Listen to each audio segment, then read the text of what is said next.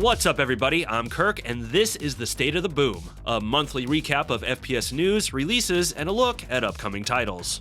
And dear lord, September was a packed month in gaming broadly, but especially in the FPS world. There was a boatload of announcements and media events, particularly in the indie space, as well as tons of releases that honestly were overwhelming to keep up with. And this video is going to try and cover a little bit of everything: indie boom shoot awesomeness, AAA nonsense, and even some remasters to look forward to. But as always, if there's a story I missed or something you really want on my radar, please feel free to kindly share it in the comments. Alrighty, let's get to the news recap. Kicking things off, I want to highlight the Brutal Indies showcase that took place on September 12th. This was a live-streamed event put together by Slim Keely as I might start calling him, that featured 70 upcoming indie titles, largely consisting of first-person shooters, but also Metroidvanias, adventure games, and survival horror. The showcase was also accompanied by a Steam promotion in partnership with RetroVibe that had loads of indie favorites on sale and featuring a boatload of demos from the stream. There were gobs of world premieres, as well as exclusive trailers for titles currently in early access or soon to be, as well as updates for current favorites. Not to mention, there was a host of my fellow influencers making cameos throughout to introduce the games. In fact, full disclosure, yours truly was one of them. I do apologize for Lee, he was being a rude little gimmick. You're being a dick. You need to go outside. I've been flashing on screen some of the titles that jumped out to me the most, because if I was to list all the games I want to play from this stream, it would take up much of this video. But I think the biggest headlines for the indie shooter community were the final reveals. Darkenstein 3D, the balls-to-the-wall Wolfenstein tribute game, revealed its release date, October 21st, and it's gonna launch for free, which is bonkers and amazing. No additional fees, people, it's the full game. Refreshing, huh? And the early access release date for Painted in Blood was revealed, coming a few days later, October 23rd. This is a beautiful horror FPS that I think a lot of people are going to be talking about. I actually covered a closed demo for it a few weeks back and was mighty impressed by it. That video is linked below if you're curious. Last thing I'll say is that this was a fun show to watch and be a part of. Slim put an ungodly amount of work into this, and it shows. It's well put together and keeps the focus on the games with little fluff. If you're interested, it is also linked below in the description. I highly recommend it.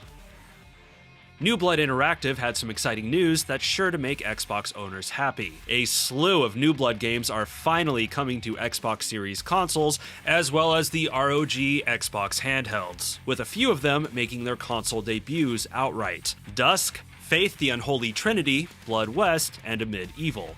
DUSK is one of my favorite games of all time, and if it's not credited with sparking the boomer shooter explosion, it certainly dumped a gallon of kerosene on it. The Xbox version is promising to run at 120 frames per second, making a smooth game that much smoother.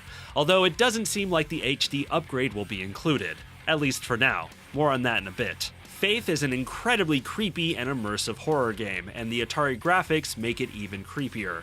An absolute must-play for those that love exorcism horror and lo-fi terror. I'm very behind on Blood West, having only played its first early access version, but I had a great time with it then, and I've heard nothing but good things about the 1.0 release. The Xbox version will include its DLC, Dead Man's Promise, as well as its recently announced DLC, Endless West. And Amid Evil remains one of the finest boomer shooters out there.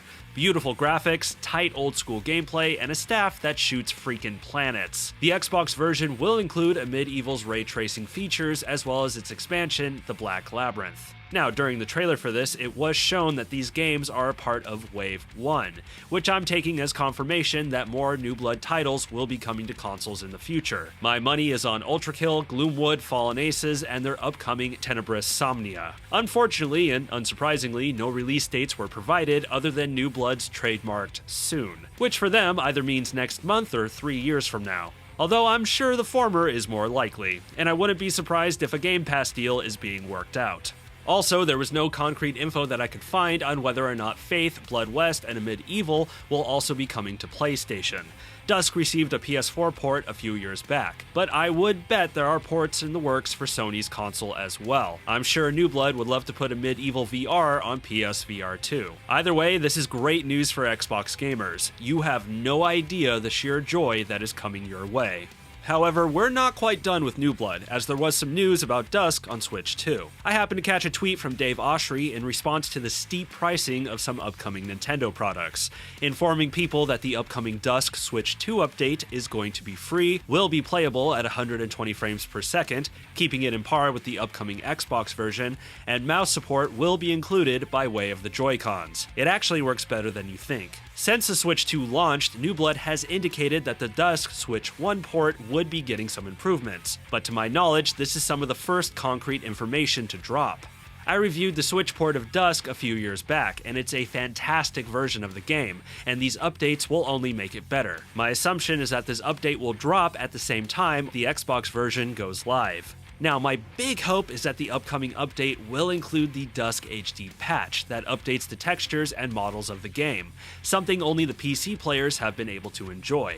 Sadly, I doubt this will happen since the Xbox version doesn't look to be including it. However, when Dave was asked about it in his X post, he said, "We're trying to see if we can make that happen." Yes. Far from a confirmation, but it seems like something is in the works. Last thing to note, replying to comments in his X thread, Oshry confirmed this update will also be coming to the PlayStation version of the game. Once again, likely around the time the Xbox version releases. So this piece of news was actually reported towards the end of last month and it snuck past me, but I still wanted to cover it because I have a feeling it snuck past a lot of you too. As reported by the 6th Axis from a hands-on preview, it was revealed that the upcoming Saber Interactive developed Turok revival, Turok Origins, will be playable in third and first person viewpoints that can be toggled during gameplay. Why this is significant is the announcement of Turok Origins showed its gameplay in third person, which raised the eyebrows of longtime fans, many of which consider the first Turok games on N64 as FPS classics. I would say they're straight up FPS royalty. Now, while this is good news for the old school Turok lovers, the other eyebrow-raising aspect of Turok Origins is that it's a purely co-op experience, meant for up to 3 players, what one outlet described as Borderlands meets Exoprimal. Right. Now, in all fairness, the outlets that went hands-on with the game during last Gamescom have largely been positive on it, and Saber Interactive impressed many, including myself, with last year's Space Marine 2, which featured some strong co-op aspects. Perhaps Saber is onto something here. That being said, I still would like to see a single-player return to Turok, perhaps a reimagining of the original game. Moving on, we have a follow-up for another N64 revival that sadly got the kibosh. Over the summer, the games industry was rocked with the cancellation of the Perfect Dark reboot, the result of Microsoft laying off over 9,000 of their employees. And for those still upset by this development, I apologize for the salt I'm about to pour into the wound. As reported by Bloomberg, there was an attempt to save the project by finding a new publisher for it, with leadership at Perfect Dark's development studios, The Initiative and Crystal Dynamics, spending 2 months trying to secure a new publisher. Eventually, Take-Two Interactive, the publisher of franchises such as BioShock, Borderlands, Civilization, and lest we forget, Grand Theft Auto, stepped up to take over. The proposed plan would have involved Microsoft, Embracer Group, and Take-Two. Take-Two would purchase the game from Microsoft and then fund and publish it, with Crystal Dynamics completing the work on it. To remind, the initiative is now defunct. Also, Crystal Dynamics is owned by Embracer Group, hence their involvement. The deal was reportedly close to being finalized, but fell apart when the companies involved could not come to an agreement involving the long-term franchise rights of Perfect Dark. There's no specific details on this, but it sounds like a bunch of greedy executives were unable to share. This presumably was the final nail in the coffin for the Perfect Dark reboot, but more depressingly, this led to Crystal Dynamics laying off the employees set to finish the game. The number of staff let go is currently unknown. However, the company is safe from closure as it is currently working on the next Tomb Raider game for Amazon. I won't mince words. I hate everything about this. It's a bummer Perfect Dark got canceled, especially since it was looking like it was coming together. But what I find really horrible is the amount of people that had to lose their jobs. All because Microsoft wanted to protect their profits after spending too much on AI infrastructure. To remind, their profits exceeded expectations last quarter. They ain't hurting for money, and I do not care for whatever loopy business excuses they have for doing this. On an optimistic note, I do think we'll see a new Perfect Dark game someday. Hard to say when, likely not for a while. But clearly the IP is valuable since I'm guessing Microsoft wasn't fully willing to release their claws from it.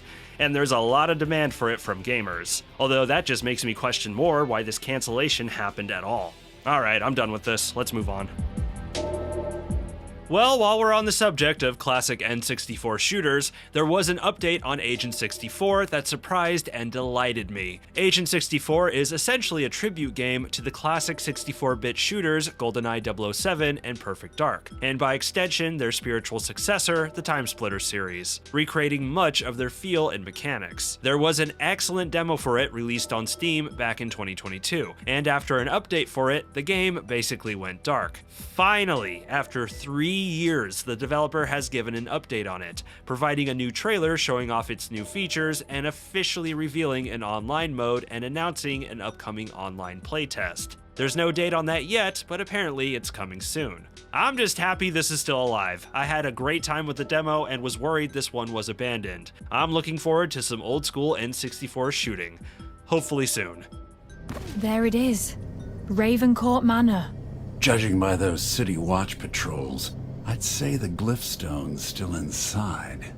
Right at the end of the month, there was an extended gameplay reveal for the upcoming Thief VR Legacy of Shadow. Now I, like many, groaned when this was first announced. I mean, it's been over a decade since the last Thief game, and over 2 decades since the last decent Thief game, and well over 2 decades since the last great Thief game. And you're going to revive it with a VR title? Are they paying attention to who the audience is for this game? But I have to admit, it doesn't look half bad. Don't get me wrong, I'd prefer a non-VR Thief title, but what I'm seeing here is the signature Thief gameplay. Hiding in shadow, using your bow with special arrows, knocking guards out, picking locks, and of course stealing. And so far it looks solid, with, dare I say, a far deeper level of immersion compared to its predecessors. And while the visuals have that more simplistic VR look to them, the art direction looks to be recapturing the original look and feel of the city, as opposed to the 2014 reboot's more dark, gray, gritty look. Plus, the cherry topper is that Stephen L. Russell is back to reprise his role as Garrett, who is apparently a spirit stuck in his mechanical eyeball, and I kind of love that. Feels like old times, only I'm stuck in an eyeball. Now, the real question is if this title will recapture the openness and freedom of the original Thief games, which encouraged player creativity. If this ends up being a more linear affair, much like the 2014 reboot, then I'm going to be prickly about it. However, judging by the gameplay shown, it does seem to lend the player a good amount of options and choice, although we won't know until the final product is released. I'm still skeptical, but my gut is telling me this is going to be better than we think. Although granted, I still would prefer, and am hoping for, a more traditional Thief follow-up, and I would love it if the original titles were remastered. That is, unless Aspyr handles them. More on that later. There was a Nintendo Direct on September 12th that I think a lot of people, including myself, were kinda meh about. Although cool to see a new Fire Emblem coming, and congrats to Mario for being middle-aged. And it is impressive how Nintendo has managed to get people hyped to relive one of its biggest failures. But of course, there was some FPS nuggets to enjoy. Resident Evil 9 was properly shown off for Switch 2, the newest in the long-running survival horror series that can be played in first or third person. Despite some downgraded visuals, the trailer looked decent, and I'm happy Switch owners will be getting ports of 7 and 8 as well, as opposed to their stream-only versions on Switch 1. But the news I was happiest about was that Metroid Prime 4 finally got a release date of December 4th, 2025. I am a massive Metroid fan, and the first Metroid Prime is one of my favorite games of all time, and I love its sequels too. However, I was lukewarm on the release date trailer. I think it's cool that Samus is getting a motorcycle, I just didn't think the gameplay for it looked that great, especially since it's set in an empty, bland-looking desert. But the prospect of this game having an open world you'll need a motorcycle for is exciting. Either way, between Metroid and their Donkey Kong games, Retro Studios has never let me down, and I am so happy the long, long wait is almost over. Welcome everyone to Boomstock 2025. Not long after Brutal Indies, there was another boomer shooter showcase, Boomstock 2025. The showcase was put on by Fulcrum Publishing and hosted by Jared Blair and his magical beard. Look at it! Look at it! I want all of you to look at it! and like Brutal Indies, was accompanied by a Steam promotion lasting from September 23rd to the 27th, with 100 games featured. The stream showcased 50 upcoming titles and plenty of world premieres. And again, if I listed off all the ones I want to play, it would fatten up an already too fat video. And FYI, some of the announcements will be featured in the releases section later in the video. However, there were some good bits of news to touch on, in particular a slew of popular boom shoots coming to consoles, and funnily enough, starring badass ladies with badass attitudes, like Viscera Fest. I am horribly overdue to review this, apologies to Ostreak, but I will say this is a fantastic, creative, and beautifully executed game with demolishing difficulty that will be perfect for consoles, especially the Switch. Feet of Hootie Samurai is also coming to Nintendo Switch. This is one that has been recommended to me a bunch that I've never gotten around to, but I'm happy to see it's going to hit a wider audience. And Ion Fury Aftershock will be hitting consoles sometime this October. As with Brutal Indies, I have the link to Boomstock below in the description if you want to see the full lineup of announcements. The future of boomer shooters sure looks bright. Right you are, Jared. Right you are. In an already stuffed month of gaming announcements and media events, Sony also put up a State of Play, largely to show off Saros and Wolverine, which both look sick. And in terms of FPS news, the Battlefield 6 campaign trailer was shown off, looking exactly the way we all thought it would look. But a big surprise announcement was that a Deus Ex Remaster is coming from Aspyr to celebrate the game's 25th anniversary. Set to release next year on February 5th, this update on the legendary MSim classic is set to bring visual enhancements such as redone lighting, dynamic shadows, water physics, and brand new character models with better animations and lip sync, as well as ragdoll physics, why not? And we can't forget 4K and ultra widescreen support. Right, so let's cut right to it. This doesn't look great. On a technical level, the textures, models, and lighting are certainly improved, but when taken all together, everything just looks off, awkward, and cheap. It does not look cohesive at all. Clearly, they're trying to make it look like a modern game. However, I feel they should be taking a page out of Night Dive's book and remastering this to where it's visually improved, but still looks like a game of its era. Look no further than the Quake and System Shock 2 remasters, for example. And this looks like a Unity game from 10 years ago. I suppose the nicest thing I can say about it is that it kinda looks on par with its sequel, Invisible War. Nah, that's still a dig at it. It's disappointing considering Aspyr's recent remasters of the Tomb Raider and Soul Reaver games were pretty good. Not perfect, but pretty good. Now, to be fair, all my judgment is coming from a 30-second trailer and some screenshots. There might be other parts of the game that look better, and the game isn't coming until February, so there's still time to work on it and improve it. And putting the visuals aside, if this comes out and plays good and has some solid quality of life improvements for the gameplay, and perhaps the option to switch back to the original graphics, maybe mod support so the community can have a pass on it, then I could see this remaster turning out decent. But if not, well, the good news is the original Deus Ex is still available for PC and is often on sale for under $1. It still runs good on modern hardware, and there is a swath of user-created mods that add visual and quality of life updates, or completely overhaul the game if you want. Also, for the PlayStation 5 owners, its PS2 port, Deus Ex: The Conspiracy, was recently released into the Classics collection. It's not the best version of the game, but it's still a solid port and runs better on PS5. Hey Aspyr, I love that you're doing this, but remember, this is an extremely important and landmark title for a lot of people. If you can delay this, then do it. Get it right, because if you're not, you're asking for another embarrassment next to your failed KOTOR remake. I live again. For our last story, we have another remaster announcement that squeaked in near the end of the month and surprised just about everybody. Monolith's 1997 horror classic Blood is getting another remaster by way of Night Dive Studios, called Blood: Refreshed Supply. The first remaster, originally released in 2019 and subtitled Fresh Supply, hardy har har, was a generally well-received effort and kind of a miracle, seeing as Blood was tied up in a lot of legal gobbledygook that kept it from being re-released for years, much like other classic Monolith titles.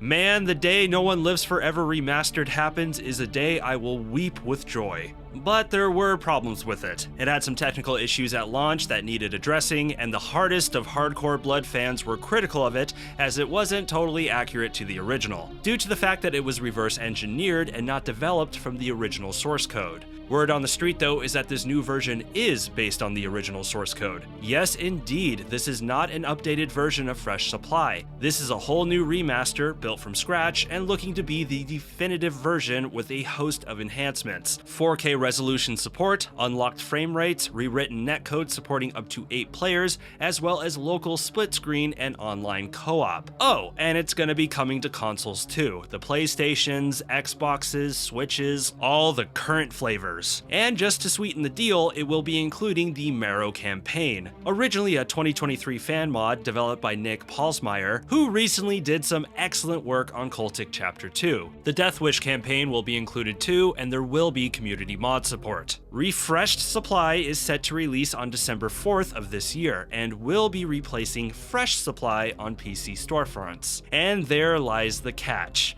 as unfortunately owners of Fresh Supply will have to repurchase in order to enjoy the new enhancements, which came as a disappointment to many who feel they should get it for free. However, owners of Fresh Supply will get a 66.6% discount, hardy har har, which is nice. However, I have a sneaking suspicion if the publishers for this was anyone other than Warner Brothers and Atari, this would have been a free upgrade. Last thing I'll say is that I find it very interesting this remaster is happening. I largely believe this is Night Dive trying to get this perfect, but perhaps this is an indication that the Blood IP is set for a bigger comeback. I suppose time will tell. Now we head into last month's releases. There were a lot of them. But real quick, if you've watched this video up to this point and have been enjoying it, please consider subscribing and liking if you haven't. That sort of support is what makes this channel possible. Kicking off the month, we had Metal Eden, which I think is safe to say had a somewhat mixed reception. Some found it to be an absolute gem that needed more attention, others found it to be frustrating and overrated, and just about everyone was annoyed by its jittery performance, by means of Unreal Engine 5. A few days later, the Indiana Jones and the Great Circle DLC Order of Giants released, and unfortunately on the same day as Silksong, which I'm sure offered more ammunition for all the Silksong haters. Unfortunate release date aside, reviews have been solid, praising it for having all the strengths of the main game, but knocking it for its short length and lacking some of the main game's spectacle. But hey, it's a DLC. Anything more and you might as well make a sequel, am I right? Also released on the same day as Silksong was Tokyo Underground Killer, a stylish, neon-drenched shooter with lots of katana slicing and dicing. Sadly, I do think this one was buried by Silksong and needs some more love. So far, it has positive reviews on Steam, and I personally have heard some great things about it. It's only $10, give it a look. The Postal Brain Damage DLC, These Sunny Days, was dropped, taking Postal Dude to the beach where he could mess up Giga Chads, voiced by David Oshry. That right there makes it worth the price of admission. Borderlands 4 finally hit storefronts, and while reviews were strong, it unfortunately received a lot of flack for its performance issues on PC and consoles, which Gearbox CEO Randy Pitchford was definitely a mature professional adult about. Gearbox is working to fix the issues though, for those that still want to get their loot and shoot on. Cyberpunk shooter Beyond Sunset, built in GZ Doom, sliced onto Steam after an early access stint. Brazilian Drug Dealer 3, I opened a portal to hell in the favela trying to revive MIT AIA, I need to close it, came to Steam on September 17th. And with a name like that, you gotta check it out. Free-to-play tactical PvPvE shooter Arena Breakout Infinite released on the 15th. After 3 years of waiting, Cultic Chapter 2 was finally released. My review for it is linked down in the description.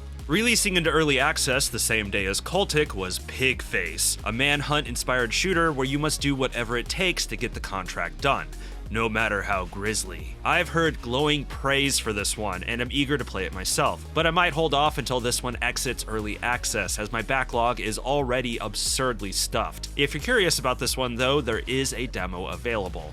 On the same day, Moros Protocol, the pixelated FPS roguelite, released to a positive reception, as well as Dying Light the Beast, bringing back Techland's signature style of parkour zombie action. On the 19th, Jump Space dropped into early access, offering 4-player PvE combat and exploration in the vast vacuum of space. Ultra-fast dungeon runner Blood Thief ran onto our PCs, being a cross between Ultrakill and Ghost Runner. Seems right up my alley, hoping to check this one out soon. Wizardom was released on consoles, PlayStation 4 and 5, Xbox Series, and Switch 1 and 2. I reviewed reviewed the first early access build of this, and even then it was a magical gem of a throwback shooter. Delightful graphics, simple but fun gameplay, and the in-game level editor will keep you coming back for more. Be sure to check this one out if you haven't on whatever system of your choice. Another prominent boom shoot also came to consoles on the same day, Forgive Me Father 2. I reviewed the first early access build of this Lovecraftian shooter and had a lot of good things to say about it, being a clear improvement on the original, which is also quite good and on consoles as well. Sadly, I missed reviewing the 1.0 version due to life stuff, but the spooky season is almost here and I might have something coming very soon. Hyperviolent also released into 1.0 on the same day, the horror FPS that's a gruesome tribute to System Shock. Malapitaka, the vibrant Mega Man-inspired FPS built in GZ Doom, released into 1.0, and so far feedback on Steam has been positive. The non-VR version of Alien Rogue Incursion came out right at the end of the month to solid review scores. And finally, Mechanical Fury was released into early access, a colorful movement shooter featuring a grapple hook and plenty of mechs to destroy. To conclude, let's look at some of the upcoming games for October 2025. Now, quick heads up, I did receive quite a few demos last month, and while I would cover them here, I have something else planned for them that is hopefully coming real soon, so keep an eye out for that. October 2nd, we'll see Melted Valor, a first-person throwback to the old Army Men games where you play as little green army men. Borderlands 4 again! Yep, the Switch 2 version of Borderlands 4 is kicking off the spooky month on October 3rd. Night Jackal, Blood Debt, the boom shoot follow-up to the 2020's arcade shoot-'em-up, Night Jackal, is coming on the 9th. Battlefield 6 is finally deploying after a positive pre-release and massively successful open beta. Now let's see how people react to its single-player campaign. Painkiller, the classic first-person shooter from the 2000s, is being revived as a multiplayer co-op horde shooter. Okay, first Turok, now Painkiller. What's up with these classic FPS titles being revived as co-op games? It's going to be interesting to see how this one is received. I don't think people were hoping for a Painkiller revival to be multiplayer focused, but then again, it might be good to keep an open mind. You never know, it might be just the thing the series needs. 21 years after the original, Vampire the Masquerade Bloodlines 2 is finally rising from the coffin. I'm crossing my fingers this one is well received because I have a bad feeling it's gonna miss the mark. I hope I'm wrong. Same day as Vampire is Boomer Grandma, which looks ridiculous. Darkenstein 3D is also coming on the 21st, bringing back some Nazi splatting nostalgia. Painted in Blood releases into early access on the 23rd. Once again, I recently covered the demo, you can find the link for that video below. And finally, The Outer Worlds 2, the next open-world RPG from Obsidian, is finally releasing towards the end of the spooky month, October 29th. Whew, that's it for me. Once again, if there's any FPS news stories, releases, or upcoming titles not featured in this video that you care about, please share them with me in the comments. And as far as my channel goes, be sure to check out my reviews for Incision and Cultic Chapter 2, two titles that will be perfect for the spooky month. And again, my first look at Painted in Blood. I hope all of you are doing well, staying safe, and staying sane. See you next month for more State of the Boom. If you enjoyed the video, please be sure to like, subscribe, share, and smack that bell. It's a huge help for the algorithm and getting my videos seen by more people. If you want to join my Discord, the link is down below, along with my affiliate links. I'm Kirk, and thank you for watching this video. Stay safe out there.